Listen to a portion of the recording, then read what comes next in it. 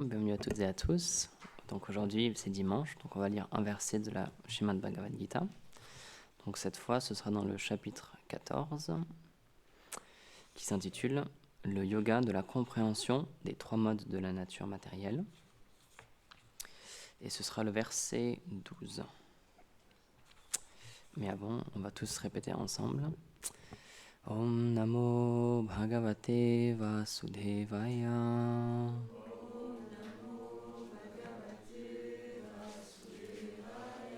Om Namo Bhagavate Vasudevaya.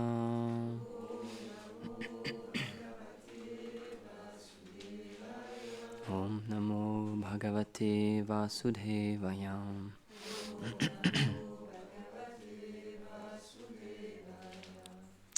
Lobha pravitrirarambha karmanam ashamaspriha rajashyetani jayante vivride bharatashabham. Traduction. Ô meilleur des bharats, quand le mode de la passion devient prédominant, les symptômes de l'avidité, de l'intense effort et du désir constant pour le plaisir des sens apparaissent. Donc, c'est le Seigneur Krishna qui s'adresse à Arjuna. Commentaire. Lorsque la passion prédomine chez un être, la tendance à s'engager dans l'action, même sans raison spécifique, une soif ardente pour le plaisir des sens, l'envie d'exploiter et de profiter des choses par tous les moyens disponibles apparaissent. Il ne devient jamais satisfait et désire toujours plus. Cette influence engendre l'avarice, la cupidité pour la renommée et la position. Elle est synonyme de souffrance. Omayanatimirandasya gyanam jala shalakaya chakshurun militam yana tasmae shri gurave namaha. He Krishna karuna sindhu dinabandhu jagatpate gopesha gopika kanta radha kanta namostute.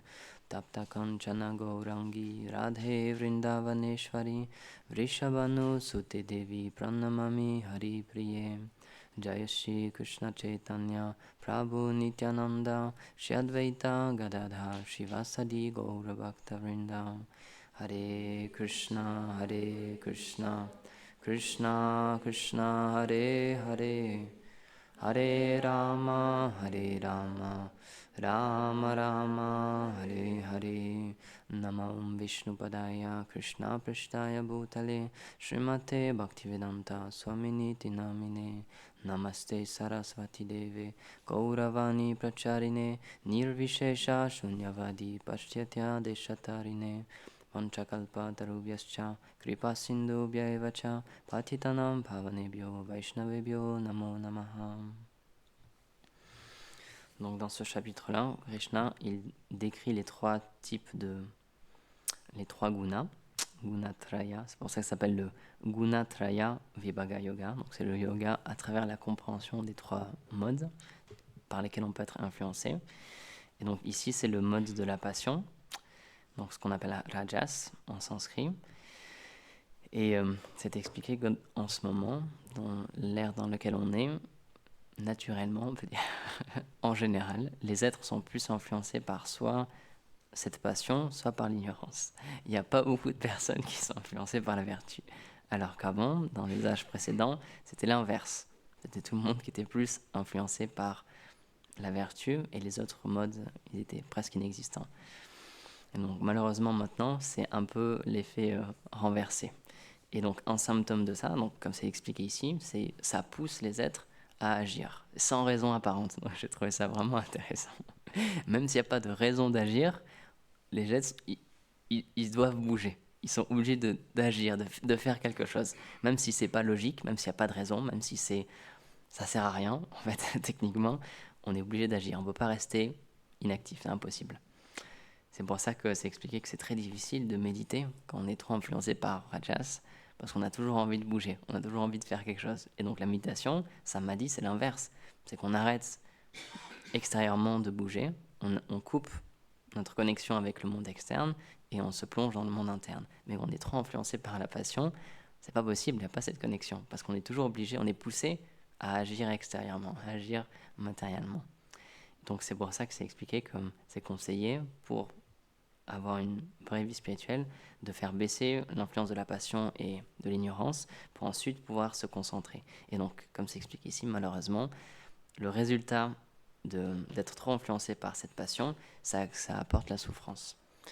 Et pourquoi ? Parce que chez la Bhaktivedanta Narayana Maharaj, il explique un petit peu plus en détail dans son commentaire. Et donc, il dit, ça pousse les êtres à agir, mais ça les pousse à faire des actions qui ne vont jamais les satisfaire. Et donc, peu importe combien on va agir, comme c'est expliqué ici, peu importe combien on va exploiter les autres, peu importe combien on va amasser de richesses, ou de position, ou de respect dans les yeux des autres, ce sera jamais assez. Et il y a même un verset du Srimad Bhagavatam qui explique que tout l'or du monde, toutes les possessions du monde sur cette planète Terre, c'est pas suffisant pour satisfaire les désirs d'une seule personne. Donc ça peut paraître impossible. On se dit bah oui, mais non, mais moi si j'avais de l'argent, je serais heureux. C'est logique. Moi, donnez-moi 100 000 euros et après il n'y a pas de problème. Après moi je suis heureux. Et c'est très intéressant de voir que bon, c'est un peu comme ça partout dans le monde, mais en France spécialement, il y a ce qu'on appelle la Française des Jeux. C'est une société qui permet, en jouant à ce qu'on appelle du jeu de hasard, de peut-être gagner de très très grosses sommes d'argent. Donc ça peut être des jeux à gratter ou des jeux où on inscrit des numéros et donc le loto, etc. Et si on tombe sur le bon numéro, on a plein d'argent. Et donc c'est un peu le rêve de tout le monde. On a une vie un peu basique, un peu normale, une voiture un peu nulle, une maison pas terrible, quoi, et un travail pas génial, quoi. Et on se dit, ouais, si un jour je gagne le loto, ce serait trop bien. Comme ça, je pars en vacances, j'arrête mon travail, je quitte tout, et c'est la belle vie, et c'est le bonheur. Et donc, il y a beaucoup de gens, beaucoup de gens qui mettent même beaucoup de leur argent, chaque jour, chaque semaine, chaque mois, dans des jeux de hasard. Et parfois, il y en a qui gagnent. Ça peut être 10 euros, des fois, voilà, c'est pas grand-chose. 5 euros, 10 euros, des fois 100 euros, des fois 1000 euros.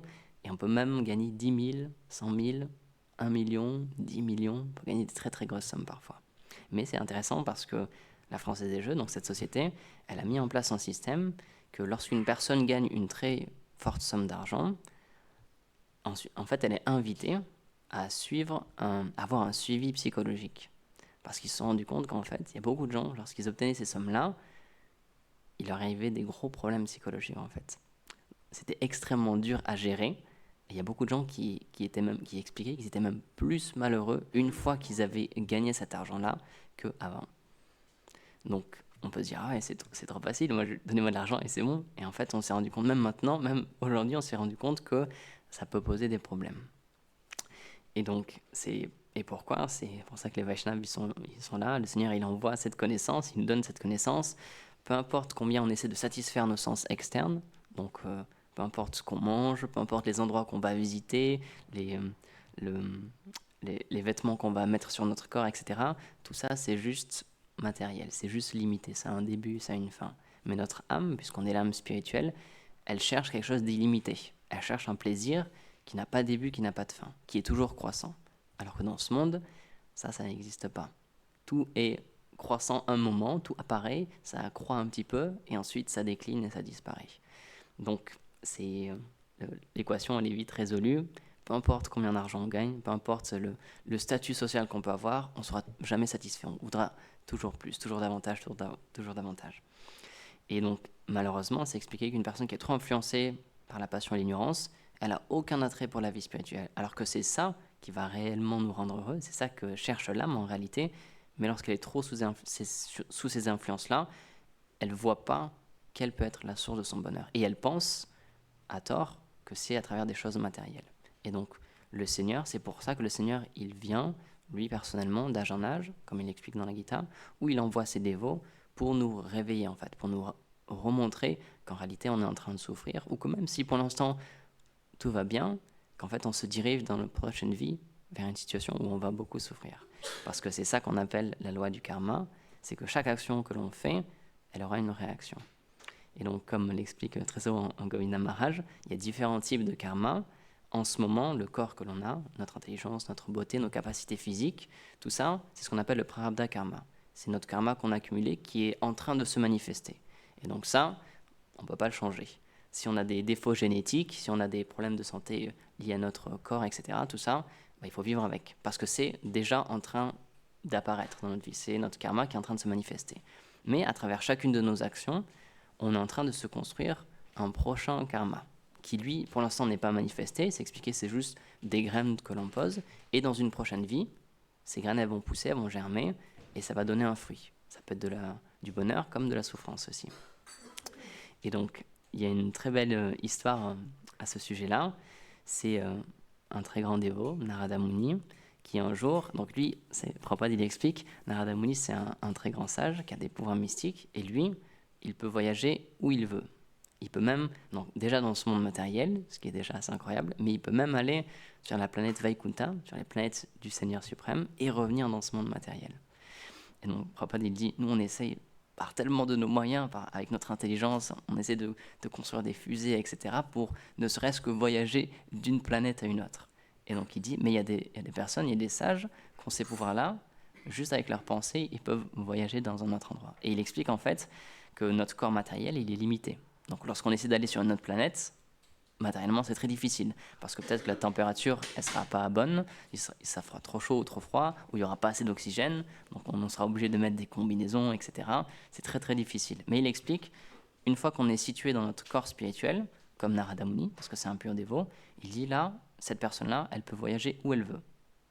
Et donc, il explique que Narada Muni, là, il est en train de faire ses voyages, et donc il revenait de voir le Seigneur suprême à Vaikunta, il est revenu sur la terre, et il est allé en direction de Prayag. Donc Prayag, c'est une lieu sainte, c'est une ville sainte, c'est là où il y a Triveni, il y a la jonction de 3 rivières saintes. Donc c'est le Gange, la Sarasvati et la Yamuna.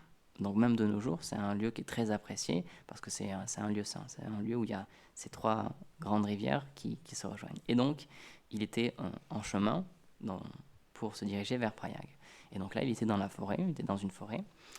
Et là, en marchant, il voit une scène un peu particulière.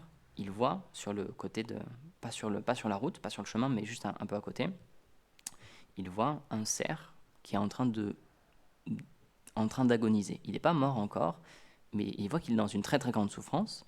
Et donc il voit qu'il y a une flèche qui a percé son corps, mais qui ne l'a pas tué. Et il voit que ses jambes ont été brisées.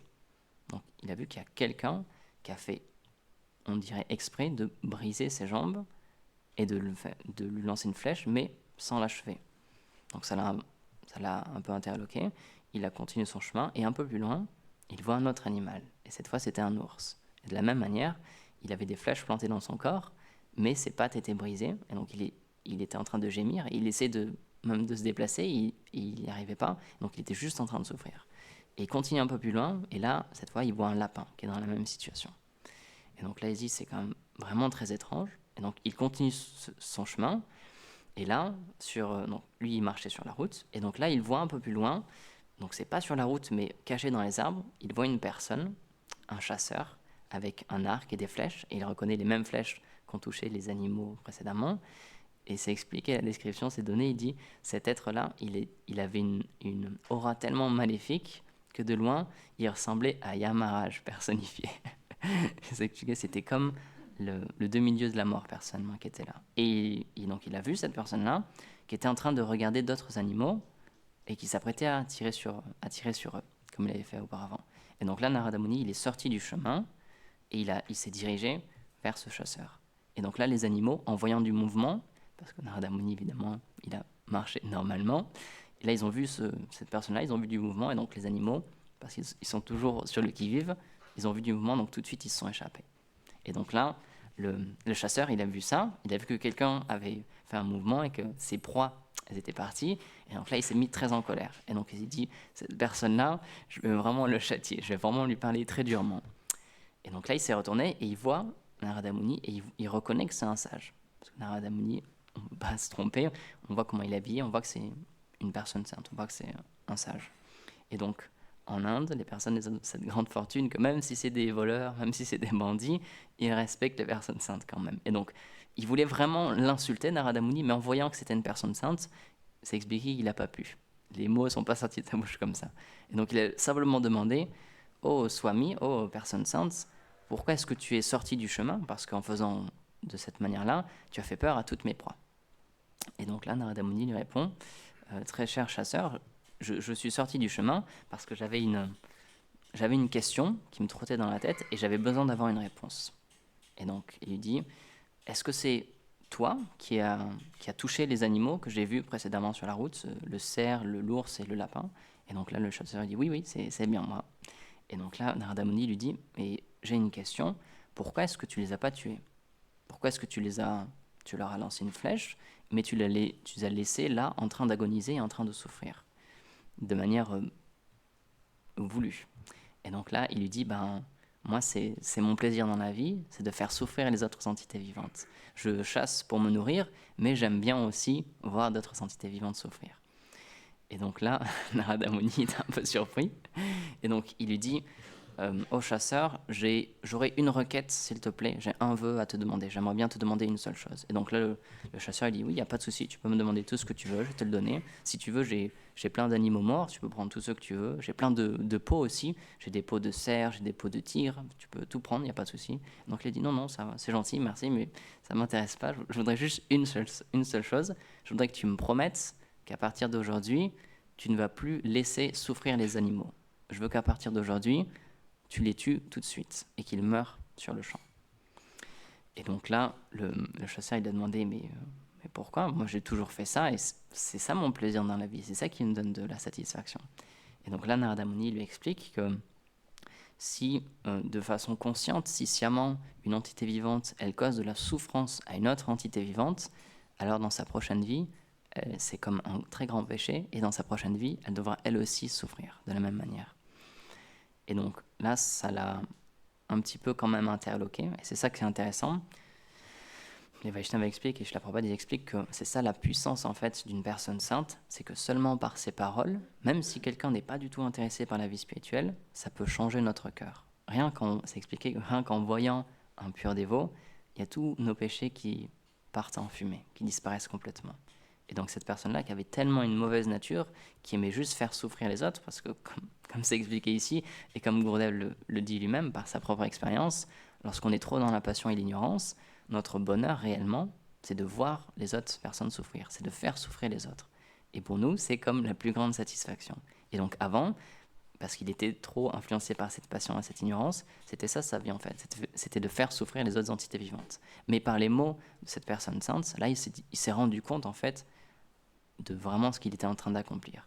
Et donc là tout de suite, il a commencé à comprendre que oui en fait, il y a bien ce principe du karma, et que oui, tout ce que je suis en train de faire, je vais devoir le payer en fait à un moment ou à un autre.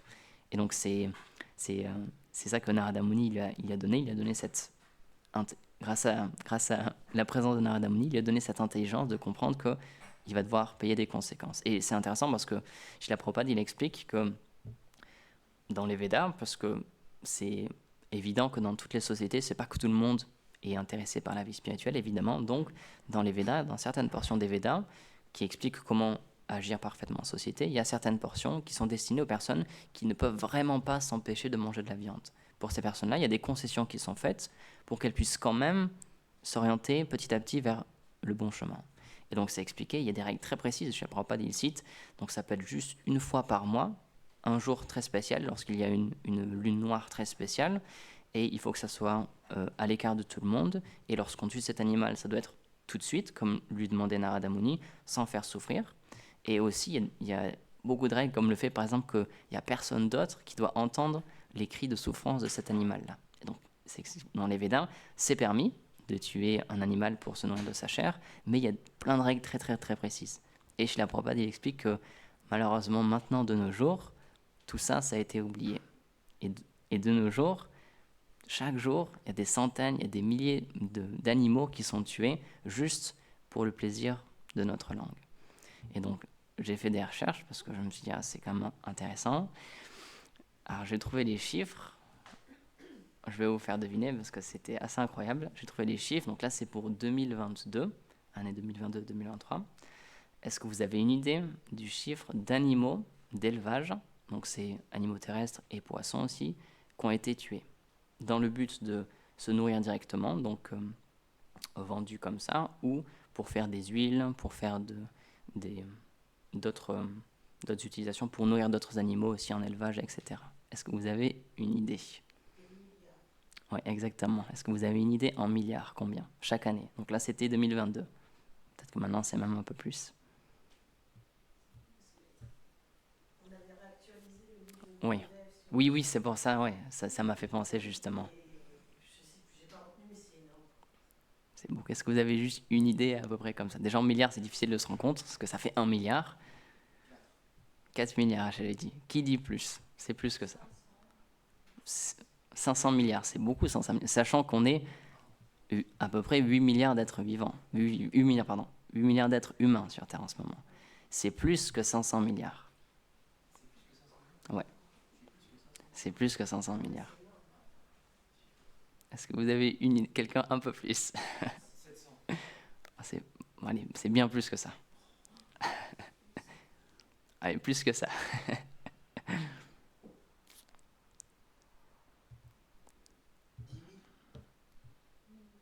C'est un peu moins que ça, mais ça se rapproche de ce que tu dis. C'est un peu plus que ça. Toi, tu as dit 1000 milliards, c'est 2 fois plus que ça. Donc chaque année, donc ça c'était en 2022, il y a 2050 milliards d'animaux qui ont été tués pour la satisfaction de la langue des êtres humains. Et donc, chez la Prabhupada, il explique que c'est à cause de ça, parce que c'est totalement sans aucune restriction, c'est juste sans suivre aucune règle, sans aucune offrande, parce que dans les Védas, c'était expliqué qu'il faut l'offrir à la déesse Kali, etc. Là, c'est sans aucune règle, c'est juste pour la satisfaction des êtres humains. Et donc tout ça, tous ces 250 milliards d'animaux tués, en fait, c'est ça, il dit, qui crée beaucoup de problèmes dans la société. Et il dit, à cause de ça, les dirigeants, les présidents, etc., ils déclarent des guerres sans aucune raison. À cause de ça, il y a des peuples entiers qui se font massacrer. Et à cause de ça aussi, il y a, comme on l'a expliqué, il y a des tsunamis, il y a des famines, il y a des sécheresses, des pluies torrentielles, des incendies, etc. Ça, en fait, tout ça, c'est du karma que les êtres humains, ils sont en train de s'infliger à eux-mêmes. Parce qu'il y a ce verset aussi que Shri Prabhupada cite, quelqu'un qui mange de la viande, donc c'est en sanskrit, mais en gros, il dit, en ce moment, j'ai tué cet animal et je suis en train de manger sa chair, mais je sais que dans le futur, ce sera cet animal qui mangera ma chair. Parce que c'est ça, en fait, la loi du karma, c'est littéralement, et Prabhupada il dit, c'est une vie pour une vie. Si on note la vie, alors dans une vie future, nous aussi, on se fera ôter la vie. Et donc, c'est pour ça que dans les Védas, c'est très strict cette chose-là, et c'est expliqué que donc, pour quelqu'un qui est un chasseur, un assassin ou un tueur, il lui est conseillé ni de continuer à vivre, ni de mourir.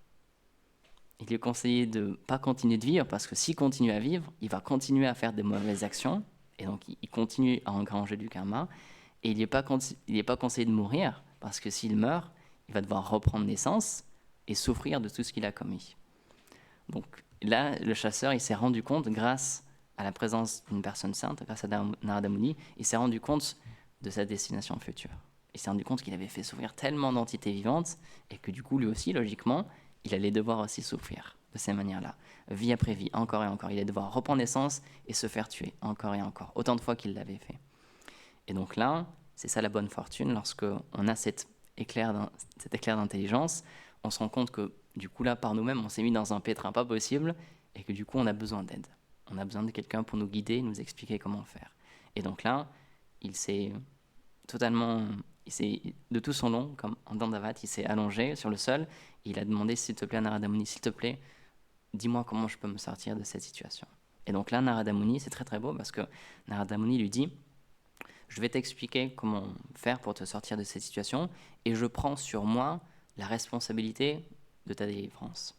Et c'est ça en fait, pour ça que c'est expliqué que dans les Védas, c'est dit, on ne peut pas être maître spirituel si on n'a pas la capacité de libérer son disciple. Et donc là, Narada Muni, c'était un pur dévot, évidemment, et donc c'est pour ça qu'il lui promet, il dit, puisque tu t'as abandonné à moi et que tu me demandes de l'aide, alors ne t'inquiète pas, je prends 100% sur moi cette responsabilité de te libérer de ta situation. Et Krishna, il dit exactement la même chose à Arjuna dans la Bhagavad Gita, parce que Arjuna, il avait fait cette même chose, il a dit, là, je ne sais plus quoi faire dans cette situation, s'il te plaît, Krishna, aide-moi. Maintenant, avant, je te voyais comme mon ami, mais maintenant, je te vois comme mon maître spirituel, donc s'il te plaît, aide-moi. Et Krishna, il lui dit, Ma Sucha, n'aie crainte, je prendrai sur moi toutes les réactions de tes actes passés, et ne t'inquiète pas, à partir de maintenant, tu es sous mon refuge, tu es sous ma protection. Et donc c'est ça la grande fortune.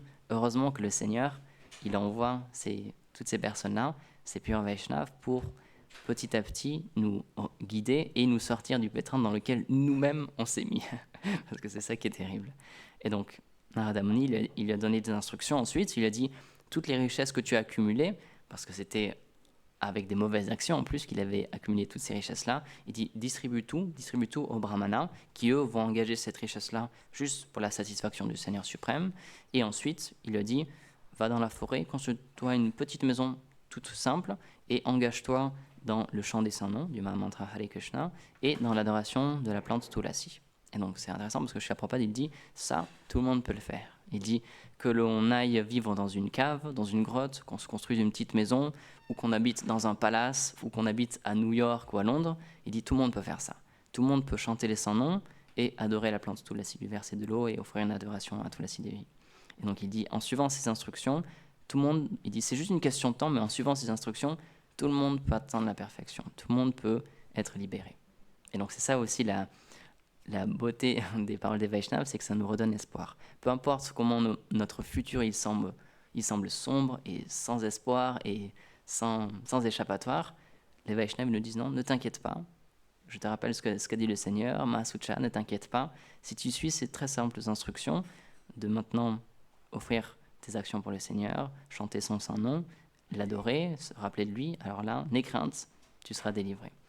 Et donc, c'est ce qu'a fait, du coup, il a complètement changé sa vie, ce chasseur-là. Et donc, quelques temps après, Narada Muni, il était avec, je crois que c'était Parvata Muni, avec un de ses amis, un autre sage, et il a dit, oh, j'ai une idée, allons visiter un de mes disciples. Et donc, il a amené Parvata Muni dans cette forêt, où il y avait cet ancien chasseur. Et donc, lorsqu'ils sont arrivés sur les lieux, de loin, ce dévot, maintenant, il a vu, du coup, Narada Muni, son maître spirituel, arriver. Donc, tout de suite, il s'est précipité pour l'accueillir. Mais au moment où il a voulu rendre ses hommages, là, ils ont vu qu'il s'est arrêté et qu'il s'est penché sur le sol, qu'il a pris un petit morceau de tissu et ils ont regardé de plus près. Et en fait, il a vu qu'il était en train de faire monter les petites fourmis sur son morceau de tissu, les écarter du chemin. Et une fois que le chemin était libre, là, il s'est allongé de tout son long. Et donc, c'est pour dire à quel point il avait changé. Avant, son plaisir, c'était de faire souffrir les entités vivantes. Et là, il voulait même pas causer de souffrance, ne serait-ce qu'à une petite fourmi. Et donc là, en voyant ça, Parvata Muni, il a vu comment cette personne-là l'avait changé. Et donc, il s'est adressé à Narada Muni, il lui a dit, tu es véritablement comme une pierre philosophale. Et donc, c'est intéressant parce que la pierre philosophale, c'est un objet qui, lorsqu'il touche du métal, ce métal, il se transforme en or. Et donc, Srila Bhaktivinoda Thakur, à propos de ce commentaire-là, qu'avait fait Parvata Muni, il a dit, on peut voir la qualification d'un Vaishnava, on peut voir qui est un Vaishnava à travers sa vie, à travers la manière dont il transforme les gens autour de lui.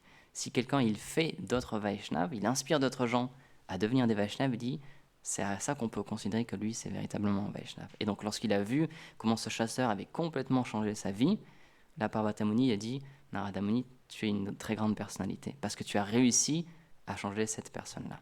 Et c'est ça, en fait, la puissance des Vaishnavas. Juste par leur association, juste par quelques-uns de leurs mots, juste par quelques-uns de leurs instructions, une personne peut complètement changer. Et toutes les personnes qui étaient là au temps de Srila Prabhupada, qui ont pu le rencontrer physiquement, elles sont toutes d'accord, unanimes sur ce point-là. Simplement en le voyant et en écoutant ses paroles, ça a complètement changé leur vie. Ça leur a donné une foi ferme que oui, le Seigneur existe et que oui, cette personne-là, elle a un amour infini et que grâce à cette personne-là, je sais que je pourrai obtenir le succès. C'est ça la foi qui est nécessaire dans les Vaishnavas. C'est que peu importe à quel point je suis déchu, peu importe ce que j'ai pu faire dans ma vie, parce que ce chasseur-là, on ne peut pas dire qu'il y avait personne plus pécheresse que lui, c'était quand même très difficile. Et pourtant, il a eu une foi ferme dans les instructions de son maître spirituel et il a pu atteindre cette perfection-là. Donc nous aussi, comme le dit Gurudev, peu importe notre naissance, peu importe d'où on vient, peu importe ce qu'on a fait, si on est très sérieux dans cette voie-là et qu'on suit, comme l'a fait cette personne-là, si on suit juste les instructions de notre maître spirituel, alors là on peut être sûr que c'est juste une question de temps, mais qu'on pourra obtenir cette libération, qu'on pourra enfin se sortir du pétrin dans lequel on s'est plongé dans ce monde-là. Donc voilà, c'est ce que je voulais partager avec vous. Grantara Srimad Bhagavatam, Srimad Bhagavad Gita ki jai, Srila Prabhupada ki jai, Gaur Premanande, Hari Bol.